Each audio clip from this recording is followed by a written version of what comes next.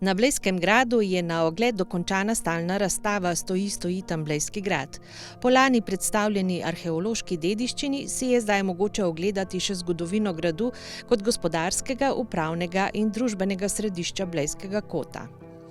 Novi del razstave grad predstavi kot središče oblasti, gospodarstva in družbenega življenja od 11. stoletja do podržavljanja blejskega gospostva leta 1803. To je zgodba o Blejskem gradu, o Bledu, o lepotah Bleda, o gospostvu Bleda, o zgodovini gradu od leta okoli 1000 do 1800. Zakaj okoli 1000? 1004 namreč kralj Henrik II. Podari Briksenski škofiji neka posestva okoli Blejskega jezera in potem še 1011 še Blejski grad in pa 30 hub. In od takrat naprej se začne zgodovina blejskega gospostva in potem predstavimo naprej odnos med zemljiškim gospodom in podložnikom. To je temeljni odnos feudalnega reda. Zlasti tu so nam bili v pomoč urbarji. Iz blejskega gospostva je poznanih 10 urbarjev, ki so ohranjenih iz 13. do 15. stoletja. Najmlajši je pa tudi predstavljen, kopija najmlajšega je pa predstavljena na razstavi. Kaj izvemo?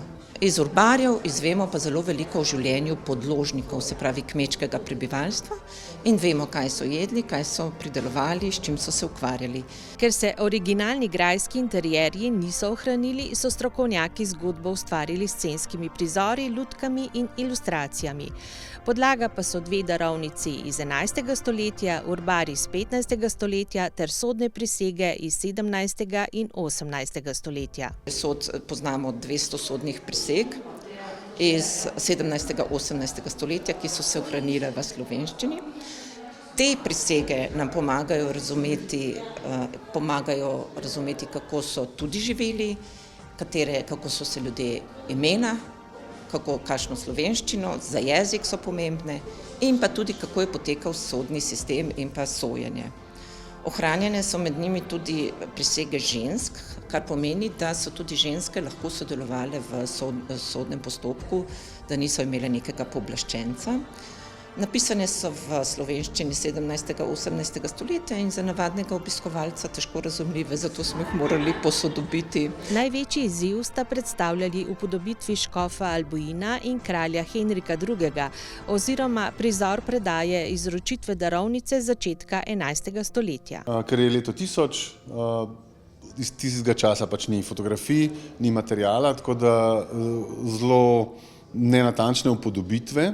Smo kombinirali z lastno kreativo, kakšen naj bi bil lik, imeli smo germanski lik, toliko pa toliko visok, tako da nekako smo dobili to, s pomočjo umetne inteligence smo si tudi pomagali, da smo pridobili neki zgled. Potem smo pa to skiparili, kiparji so opravili svoje delo, naredili to, kar vidite, te obraze, pogre pa v sistem kalupiranja in ulivanja dvokomponentnih mas, da dobimo lutke in potem pa se začne fino mehanično delo.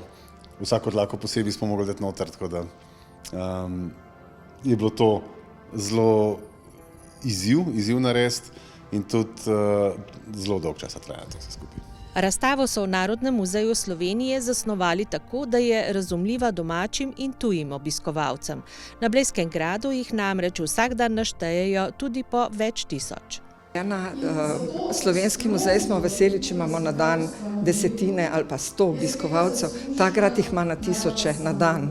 Zato je razstava tako koncipirana in se bo morda komu, ki bo prišel na kakšen dan, kjer ne bo turistov, zdel precej prazno.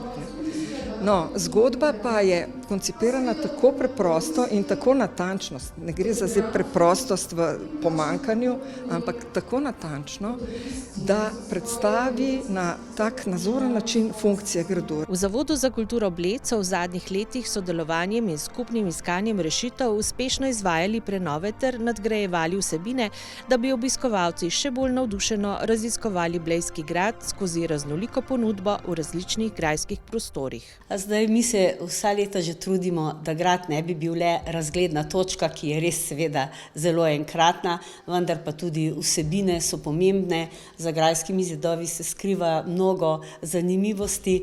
Naš cilj je, da si lahko na gradu ves dan, da raziskuješ vse prostore, da hkrati tudi uživaš v restavraciji, na terasah, ob razgledih, ob sončnih vzhodih in zahodih in pa predvsem, da se seznanjaš z vsebino, bomo rekli,